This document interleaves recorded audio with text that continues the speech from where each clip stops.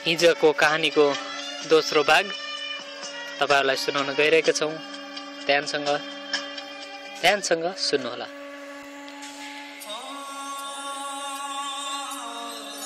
म मेरो घर आउन नपाउने त कोस मलाई रोक्नेवाला।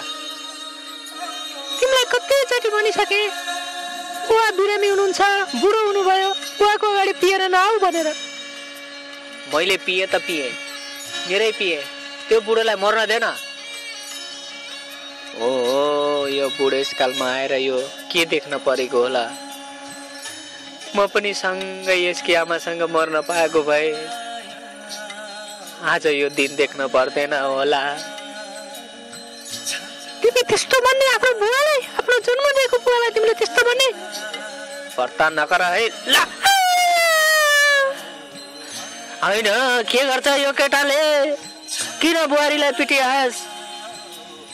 पिर्छु तँलाई के भा बुढो सुड्डो। धेरै मुख नलगा बाबु, अहिले जो तैँले मलाई गरे हस, भोलि त आफैलाई त्यस्तै हुन सक्छ बाबु। भोलि जे हुन्छ मलाई मतलब छैन। त चुप लाएर बस। मैले पिटेको छु, मेरो बुढीलाई पिटेको छु। तिमी आफ्नो बुवालाई यस्तो अपशब्द नबोक त। मलाई पिट बुवालाई के पनि नभन। ए, तँलाई आएर आज चाहिँ नि यो बुढो माथि दया आयो?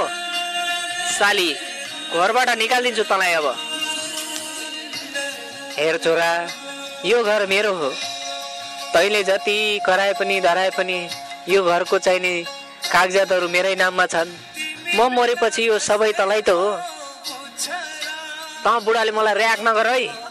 मलाई खुरुक्क यो जमिनको कागजात दे। त गएर पशुपतिमा गएर बस।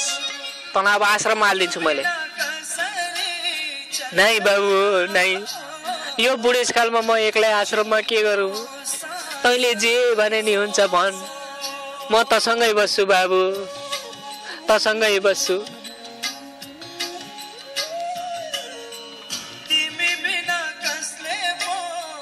यो गीति कथाको अर्को अध्याय भोलि फेरि सुनाउने छौँ। तब तकको लागि नमस्कार।